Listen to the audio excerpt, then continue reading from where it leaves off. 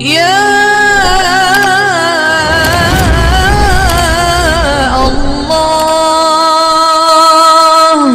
دے دی جائے. یہ رائے سب سے پہلے حضرت عمر رضی اللہ عنہ نے کی ہے. حضرت عمر رضی اللہ عنہ نے جب حضرت ابو بکر رضی اللہ عنہ کو یہ بتایا تو تھوڑی دیر کے لیے حضرت ابو بکر رضی اللہ عنہ سکتے میں آ گئے. کہنے لگے کہ اللہ کے نبی صلی اللہ علیہ وسلم کے دور میں یہ سب ٹکڑوں کو ایک جگہ اکٹھا نہیں کیا گیا, میں کیسے کر سکتا ہوں. کیا کہنے لگے حضرت ابو بکر رضی اللہ عنہ پریشان ہو گئے. کہنے لگے نبی صلی اللہ علیہ وسلم کے دور میں نبی نے یہ الگ الگ آیتوں کو, یہ الگ الگ سورتوں کو, یہ الگ الگ ہڈیوں پر جو قرآن لکھا ہوا ہے اسے ایک جگہ اکٹھا نہیں کیا. یہ کام میں کیسے کر سکتا ہوں. لیکن حضرت ابو بکر, حضرت عمر رضی اللہ عنہ بار بار اصرار کرتے رہے اور یہ کہتے رہے کہ اے امیر المؤمنین یہ کام بہت اچھا ہے, یہ کام قیامت تک آنے والی انسانیت کے لیے بڑا مفید ثابت ہوگا, اسے کرنا ضروری میں سمجھتا ہوں. یہ بار بار اصرار کرنے کے بعد حضرت ابو بکر رضی اللہ عنہ کہتے ہیں کہ میرے دل کو شرح صدر حاصل ہو گیا, میرا دل مطمئن ہو گیا, میرے دل سے بھی آواز آنے لگی کہ واقعتاً یہ قرآن کریم جو نبی نے اپنی موجودگی میں الگ الگ ہڈیوں پر, الگ الگ ٹکڑوں پر جو قرآن کریم لکھوایا ہے ان سب کو اکٹھا کر کے ایک جگہ جمع کرنا چاہیے. جب حضرت ابو بکر رضی اللہ عنہ تیار ہو گئے, ان دونوں نے مشورہ کیا کہ آپ صلی اللہ علیہ وسلم کی موجودگی میں سب سے زیادہ نبی کے پاس بیٹھ کر قرآن کون لکھتے تھے. تو ایک نام زیادہ ابھر کر آیا, وہ نام تھا زید ابن ثابت رضی اللہ عنہ. وہ نام کیا تھا بھائی؟ زید ابن ثابت رضی اللہ عنہ. ان دونوں کے مشورے سے زید ابن ثابت رضی اللہ عنہ کو بلایا گیا. پھر حضرت ابو بکر رضی اللہ عنہ نے اور حضرت عمر رضی اللہ عنہ نے زید ابن ثابت سے کہا کہ آپ قرآن کریم کی ان مختلف الگ الگ ٹکڑوں کو ایک جگہ جمع کرو اور جمع کر کے اسے ایک صحیفے کی شکل دے دو. حضرت زید رضی اللہ عنہ کو جب یہ ذمہ داری دی گئی تو میرے بھائیوں, حضرت زید رضی اللہ عنہ کہتے ہیں, خود حضرت زید رضی اللہ عنہ کی روایت ہے کہ مجھے یہ کام اتنا بھاری لگا کہ اگر کوئی پہاڑ مجھ پر رکھ دیا جاتا تو میں اس کا وزن ڈھونا اتنا مشکل نہ سمجھتا جتنا کہ اتنا بڑا کام مجھے کرنے کے لیے کہا گیا. خیر حضرت زید رضی اللہ عنہ تیار ہو گئے. تو میرے بھائیوں ذرا سننے کی بات ہے, غور کرنے کی بات ہے کہ اس دور میں کئی صحابہ حافظ قرآن تھے, کئی صحابہ کو زبانی قرآن یاد تھا. خود حضرت امیر المؤمنین ابو بکر رضی اللہ عنہ بھی حافظ تھے, حضرت عمر بھی حافظ تھے, جن کو یہ ذمہ داری دی جا رہی ہے. حضرت زید بن ثابت رضی اللہ عنہ یہ بھی حافظ قرآن تھے. چاہتے تو یہی تین حضرات دیگر صحابہ کو بٹھا کر یہ لکھنا بھی جانتے تھے, یہ لکھنا پڑھنا بھی جانتے تھے, اسی وقت بیٹھ کر لکھ سکتے تھے. لیکن انہوں نے کیا کیا, حضرت زید رضی اللہ عنہ نے یہ اعلان کروایا کہ نبی صلی اللہ علیہ وسلم کی موجودگی میں, نبی نے اپنے موجودگی میں اپنی نگرانی میں بیٹھ کر جو آیتیں جن جن صحابی کو لکھوائی ہے وہ ٹکڑے میرے پاس لا کر جمع کر دیا جائے. یہ حضرت امیر المؤمنین کے حکم سے میں اعلان کر رہا ہوں. حضرت زید نے یہ اعلان کروایا, بس کیا اعلان کروانا تھا. لیکن نبی صلی اللہ علیہ وسلم کی موجودگی میں جب نبی کسی صحابی کو لکھواتے تھے تو دوسرے صحابہ ان کے پاس بھی وہ تختی لے کر, وہ چمڑے کا ٹکڑا لے کر, وہ پتھر کی پاٹی لے کر خود بھی نقل کرتے تھے اور اپنے پاس بھی وہ نقل کردہ چیز رکھ لیتے تھے. لیکن زید بن ثابت رضی اللہ عنہ نے یہ اعلان کروایا کہ جو دیکھ کر نقل کی گئی ہے, یعنی جو کاپی اتار لی گئی ہے وہ نہیں چلے گا. جو نبی خود بیٹھ کر لکھوائے ہیں, نبی کی موجودگی میں جو آیتیں لکھی گئی, جو سورتیں لکھی گئی, وہ گواہ کے ساتھ لے کر یہاں پر حاضر ہو جائے. تو سارے صحابہ, جن صحابہ نے نبی کی موجودگی میں جو آیتیں, جو سورتیں لکھی ہوئی تھی وہ لے کر آنے لگے. تو حضرت زید بن ثابت رضی اللہ عنہ وہ جو بھی صحابی، میرے بھائیوں سب سے پہلے تو سننے کی بات ہے کہ کیا صحابہ کے بارے میں ایسی بدگمانی کی جا سکتی ہے؟ کیا صحابہ یہ بات جھوٹ بول سکتے ہیں کہ یہ آیت نبی نے نہیں لکھوائی اور صحابی بولتے کہ لکھوائی تھی؟ ایسا صحابی کے بارے میں کوئی بدگمانی کر سکتا ہے؟ وہ صحابہ جو نبی کے ایک ایک بات پر جان دینا آسان سمجھتے تھے، اپنی گردنیں کٹا دینا آسان سمجھتے تھے، تو میرے بھائیوں ایسے صحابہ بھلا قرآن کے بارے میں خیانت کیسے کر سکتے تھے؟ لیکن اس کے باوجود بھی حضرت زید بن ثابت رضی اللہ عنہ نے یہ اعلان کروایا کہ جو بھی صحابی یہ دعویٰ کر رہا ہے، یہ جو تختی اور پارٹی لے کر یہاں حاضر ہو رہے ہیں، وہ ساتھ میں 2 گواہ بھی لے کر آنا، ساتھ میں 2 گواہ بھی اپنے ساتھ لانا۔ شریعت میں 2 گواہ ضروری قرار دیے گئے ہیں۔ حضرت زید بن ثابت رضی اللہ عنہ نے اعلان کروایا کہ ساتھ میں 2 گواہ ایسے لانا کہ میں نبی کے سامنے بیٹھ کر لکھ رہا تھا، مجھے نبی خود لکھوا رہے تھے اور یہ حضرات اس وقت وہاں موجود تھے، اور پھر وہ صحابی آ کر یہ تینوں حضرات کے سامنے، یعنی حضرت ابو بکر جو اس وقت امیر المؤمنین تھے، اور حضرت عمر رضی اللہ عنہ اور زید بن ثابت رضی اللہ عنہ، ان کے سامنے آ کر یہ گواہی دے کہ ہاں نبی جس وقت اس صحابی کو لکھوا رہے تھے اس وقت میں بھی وہاں موجود تھا، میں بھی بیٹھا ہوا تھا۔ ایسے اگر جو صحابی گواہی دیتے تو ان کا لکھا ہوا ٹکڑا حضرت زید بن ثابت رضی اللہ عنہ لے لیتے، اور جو یہ گواہی نہ لاتا تو اسے وہاں پر اس ٹکڑے کو واپس کر دیتے تھے۔ تو میرے بھائیوں بڑی عجیب بات ہے کہ ہمارا قرآن کریم اس انداز سے اللہ تعالیٰ نے محفوظ کروایا ہے۔ تو صحابہ اپنے اپنے گواہوں کے ساتھ آتے، پھر وہ تختی، وہ چمڑے کا ٹکڑا، وہ ہڈی جس پر سورت یا کوئی آیت لکھی ہوئی ہوتی تھی، وہ لا لا کر امیر المؤمنین کے پاس جمع کرنے لگے۔ تو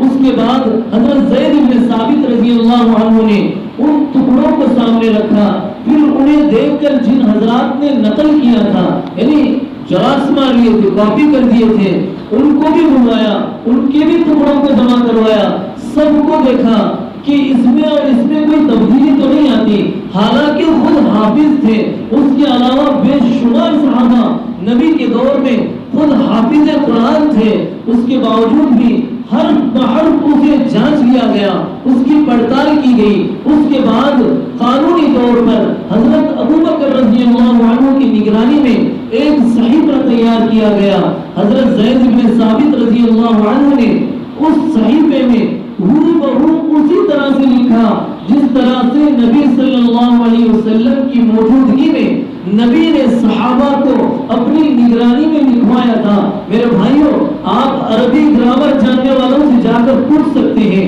کہ عربی گرامر میں اگر ماں لکھنا ہو تو میم اور الف کے ساتھ لکھا جاتا ہے، میم اس کے بعد سامنے الف لکھا جاتا ہے، جب جا کر وہ ہوتا ہے ماں، اس کے بعد جیسے قرآن کریم میں آیت ہے مالک یوم الدین، ہم سب حضرات جانتے ہیں، سب کو یاد ہوگی مالک یوم الدین۔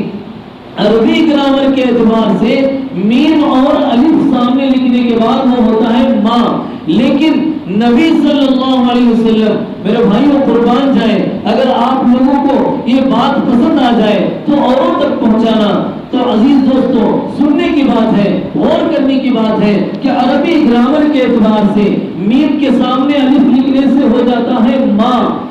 تو لیکن قرآن کریم جب نبی صلی اللہ علیہ وسلم لکھوا رہے تھے، جس صحابی کو نبی لکھوا رہے تھے، تو وہ صحابی سورہ فاتحہ لکھتے وقت انہوں نے الحمدللہ رب العالمین لکھی، اس کے بعد الرحمن الرحیم، اس کے بعد عربی قاعدے کے حساب سے، گرامر کے حساب سے مالکی الف اور میم کے ساتھ انہوں نے لکھا مالک یوم الدین۔ نبی صلی اللہ علیہ وسلم نے اس وقت اس الف کو مٹا دیا تھا اور کہا تھا کہ یہاں بغیر الف کے میم، لام اور کاف لکھ دینا۔ اس وقت ان 7 روایتوں میں جو قرآن کریم پڑھا جاتا ہے، الگ الگ روایتوں میں قرآن کریم اللہ نے نازل کیا ہے، تو اس وقت نبی صلی اللہ علیہ وسلم نے الف کے بغیر لکھوایا تھا، تاکہ دیگر قراتوں کو پڑھنا آسان ہو جائے۔ میرے بھائیوں، اس رب کی قسم آپ قرآن کریم کھول کر دیکھ سکتے ہیں، دنیا کے کسی بھی کونے میں جا کر قرآن کریم آپ اٹھا کر پڑھ سکتے ہیں۔ سورہ فاتحہ کھول کر دیکھ لیجئے، الحمدللہ رب العالمین الرحمن الرحیم، اس کے بعد آنے والا مالک یوم الدین۔ آج 1439 سال ہو گئے، کسی مائیکل آن نے اس کے سامنے الف نہیں لگایا، بلکہ بغیر الف کے ہی وہ میم لام اور کاف کے ساتھ لکھا گیا ہے۔ اس طرح سے میرے بھائیوں، ہمارا ایک دعویٰ ہے کہ قرآن کریم کا ایک ایک نقطہ کوئی نہیں بدل سکتا، اس کا ایک ایک حرف کوئی نہیں بدل سکتا۔ ساری آسمانی کتابوں میں، گزشتہ نازل ہونے والی کتابوں میں تبدیلی آ گئی ہے اور رد و بدل ہو گئے ہیں، لیکن قربان جائیے جب سے اللہ تعالیٰ نے اس میں اعلان فرما دیا کہ انا نحن نزلنا الذکر وانا له لحافظون، کہ اس قرآن کو ہم نے اتارا ہے اور ہم ہی اس کی حفاظت کرنے والے ہیں، اس وقت سے لے کر ہمارا یہ دعویٰ ہے کہ قیامت کی صبح تک ساری انسانیت دشمن بن کر یہ قرآن کریم اگر مٹانا چاہے، اسے تبدیل کرنا چاہے، اسے رد و بدل کرنا چاہے، لیکن کوئی بھی نہیں کر سکتا، کیونکہ خود باری تعالیٰ نے اس کی حفاظت کا ذمہ لیا ہے۔ تو میرے بھائیوں، یہ وہ کتاب ہے، اسی وجہ سے اللہ تعالیٰ نے اس لیلۃ القدر کی فضیلت کو بیان کیا ہے۔ تو اللہ فرماتا ہے انا انزلناہ فی لیلۃ القدر، لیلۃ القدر کی جو فضیلت بڑھ گئی ہے، اس رات کی جو عظمت بڑھ گئی ہے، اس رات کی جو بڑائی زیادہ ہو گئی ہے، اس کی جو رفعتیں بلند ہو گئی ہیں، وہ صرف اور صرف اسی وجہ سے کہ اس میں اللہ تعالیٰ نے قرآن کریم کو نازل فرمایا ہے۔ میرے بھائیوں، یہ وہ قرآن ہے جس کو اللہ تعالیٰ فرماتا ہے لو انزلنا هذا القرآن على جبل لرأيته خاشعا متصدعا من خشية الله، کہ یہ قرآن اگر میں پہاڑوں پر اتارتا تو پہاڑ اللہ کے خوف کی وجہ سے، اس امانت کو برداشت نہ کرنے کی وجہ سے لرزہ جاری ہو جاتا اور وہ خوف کی وجہ سے ریزہ ریزہ ہو جاتے۔ ایسی کتاب کو اللہ تعالیٰ نے انسانوں پر نازل کیا ہے۔ تو میرے بھائیوں، یہ قرآن کریم ہمارے پاس اللہ تعالیٰ کی ایک امانت ہے۔ آج پوری دنیا میں جو ہمارے اوپر ذلتی چھائی ہوئی ہے، ہمارے اوپر جو بے عزتی چھائی ہوئی ہے، ہر جگہ ہم رسوا ہو رہے ہیں، ہم ذلیل ہو رہے ہیں، ہر جگہ ہمیں بے عزت نگاہوں سے دیکھا جا رہا ہے، گری ہوئی نگاہوں سے دیکھا جا رہا ہے۔ اس کی سب سے بڑی وجہ یہ ہے کہ ہم نے اللہ کے اس کلام پاک کو، اس قرآن کو جو قیامت کی صبح تک نہیں تبدیل ہونے والا قرآن، جو ہمارے پاس اللہ کی امانت تھی، ہم اوروں تک ہمیں پہنچانا چاہیے تھا، ہم نے اس امانت میں خیانت کی ہے۔ ہم نے امانت میں خیانت اس طرح کی ہے کہ افسوس کی بات، افسوس سن افسوس کہ ہم نے بھی کبھی اس قرآن کو کھول کر نہیں دیکھا، کبھی ہم اسے پڑھتے نہیں ہیں، کبھی ہم نے اس کے آیتوں کو، اس کے احکام کو دوسروں تک پہنچانے کی کوشش بھی نہیں کی ہے۔ تو میرے بھائیوں، یہ اللہ کے کلام کی وجہ سے اس رات میں، اس رات کی جو فضیلت ہے وہ اللہ کے کلام کے نازل ہونے کی وجہ سے ہے۔ تو میرے بھائیوں، میں بتا رہا تھا کہ اس قرآن کریم کی حفاظت اس طرح سے کی گئی کہ حضرت ابو بکر رضی اللہ عنہ کے دور میں نبی صلی اللہ علیہ وسلم کا وصال ہو گیا، یعنی دنیا سے نبی صلی اللہ علیہ وسلم پردہ فرما گئے۔ اس کے دوسرے ہی سال سارے ان ٹکڑوں کو جمع کر کے ایک صحیفے کی شکل دے دی گئی۔ پھر اس صحیفے کو حضرت ابو بکر رضی اللہ عنہ نے محفوظ رکھا، حضرت عمر رضی اللہ عنہ نے محفوظ رکھا، پھر حضرت عثمان رضی اللہ عنہ کا دور آیا۔ حضرت عثمان رضی اللہ عنہ نے وہ 7 قراتیں جو الگ الگ روایتوں میں پڑھی جاتی ہیں، الگ الگ انداز میں پڑھا جاتا ہے، لوگوں میں اختلاف ہونے لگا، نہ جاننے کی وجہ سے، لوگ کم جاننے کی وجہ سے اختلاف کرنے لگے۔ تو ہم تو پڑھتے ہیں جیسے الحمدللہ رب العالمین الرحمن الرحیم مالک یوم الدین، ہم پڑھتے ہیں نا بھی مالک یوم الدین، اسے کہتے ہیں قرات حفص، لیکن دوسرا طریقہ یہ ہے اسے مالک یوم الدین پڑھا جاتا ہے۔ اللہ تعالیٰ نے 7 طریقوں میں نازل کیا ہے قرآن کریم۔ بڑے افسوس کی بات ہے کہ ہمیں پتہ نہیں ہے، ہم جانتے نہیں ہیں۔ تو میرے بھائیوں، اللہ تعالیٰ نے اس قرآن کریم کو ہماری سہولت کے لیے 7 انداز میں نازل کیا ہے۔ 7 طریقوں میں اگر آپ قرآن کریم پڑھیں گے، معنی وہی رہے گا، معنی میں کوئی تبدیلی نہیں آئے گی، صرف لفظوں میں تبدیلی آئے گی۔ اللہ تعالیٰ فرماتا ہے مالک یوم الدین، لیکن اللہ نے بھی یہی نازل کیا ہے کہ ملک یوم الدین اسے پڑھا جاتا ہے، میم پر زبر کے ساتھ بغیر الف کے پڑھا جاتا ہے۔ تو میرے بھائیوں اختلاف اس وجہ سے پیدا ہونے لگا کہ لوگ ساتوں قراتیں نہیں جانتے تھے، مختلف جو اختلافی قرات ہیں یعنی الگ الگ طریقوں میں جو پڑھا جاتا ہے وہ نہ جاننے کی وجہ سے مصر کے لوگ عراق والوں سے اختلاف کرنے لگے، کوفہ کے لوگ مصر والوں سے اختلاف کرنے لگے، ہم تو ملک کی پڑھتے ہیں اور آپ مالک کی پڑھتے ہیں۔ کوئی کہنے لگا ہم تو الرحمن الرحیم مالک یوم الدین کہتے ہیں، آپ ایسا نہیں کہتے، آپ یہاں پر کھینچتے نہیں ہیں۔ تو آپس میں اختلاف ہونے کی وجہ سے حضرت عثمان رضی اللہ عنہ نے اس اختلاف کو بھانپ لیا۔ اس وقت قربان جائیے حضرت حذیفہ ابن یمان رضی اللہ عنہ نے حضرت عثمان رضی اللہ عنہ سے کہا کہ کہیں ہمارے مسلمان بھائی ان لوگوں کی طرح اختلاف نہ کرنے بیٹھ جائیں، کیونکہ اس طرح سے بھی اللہ ہی نے فرمایا ہے، اس طرح سے بھی اللہ ہی نے نازل کیا ہے۔ ملک یوم الدین اگر کوئی پڑھ رہا ہے اس کو بھی اللہ ہی نے نازل کیا ہے، کوئی مالک یوم الدین پڑھ رہا ہے تو اس کو بھی اللہ ہی نے نازل کیا ہے۔ یہ بھی صحیح قرات ہے، اس کو بھی نبی نے ہی سکھایا ہے، اسے بھی نبی نے ہی سکھایا ہے۔ نہ جاننے کی وجہ سے کوئی کہتا ہے کہ ہم مالک یوم الدین صحیح پڑھ رہے ہیں اور آپ ملک یوم الدین غلط پڑھ رہے ہیں، یہ اختلاف کہیں یہ کفر تک نہ پہنچائے، کیونکہ دونوں چیزیں صحیح ہیں۔ اس اختلاف کو بھانپتے ہوئے حضرت عثمان رضی اللہ عنہ کے دور میں الگ الگ قراتوں کے ساتھ نسخے تیار کیے گئے اور 7 صحیفے تیار کر کے ان ممالک تک ان نسخوں کو پہنچایا گیا، اور ایک نسخے کی نگرانی کے ساتھ جو قرات الحاصل جسے ہم قرآن پڑھتے ہیں، جو قرات ہم پڑھتے ہیں اسے حجازی قرات قرار دی گئی، تو وہی پوری دنیا میں آج رائج ہے۔ تو میرے بھائیوں قرآن کریم کی حفاظت اس طرح سے ہوتے ہوتے ہم تک پہنچی ہے۔ ایک اور بات بتا کر میں اپنی بات ختم کر دیتا ہوں۔ قرآن کریم پر یہ جو آج ہم زبر زیر پیش دیکھ رہے ہیں یہ زبر زیر پیش نہیں تھے۔ جیسے اردو کی کتاب آپ نے دیکھی ہوگی، اردو میں جب کوئی لکھتے ہیں تو اس پر زبر زیر پیش نہیں لگاتے۔ اردو میں جب کوئی خدا لکھے یا پورا مضمون اردو کی کتاب آپ دیکھ سکتے ہیں، پورے اردو کے صحیفے پر مضمون پر کہیں بھی زبر زیر پیش نہیں لکھا ہوا ہوتا، کیونکہ وہ اردو زبان ہماری مادری زبان مانی جاتی ہے۔ اس کے سیاق اور سباق کو دیکھ کر ہم اسے اندازے کے ساتھ صحیح پڑھ لیتے ہیں، اور اس پر زبر زیر پیش لگانا یہ ہمارے لیے بڑی کوتاہ نظری سمجھتے ہیں، اپنے لیے کم علمی سمجھتے ہیں، ہمیں اپنے لیے جہالت سمجھتے ہیں کہ اپنی مادری زبان پر زبر زیر پیش لگا کر پڑھتے ہو۔ کسی اسکول میں کسی کالج میں اردو اسکول میں آپ نے نہیں دیکھا ہوگا کہ اردو کے اوپر اردو میں بھی الف سے لے کر یہاں تک حروف ہوتے نا بھائی، اس میں تو کوئی زبر زیر پیش نہیں لگاتے۔ اسی طرح سے عربی زبان پر بھی زبر زیر پیش نہیں تھے، عربی زبان پر بھی زبر زیر پیش نہیں تھے، لیکن ایک وقت ایسا آیا کہ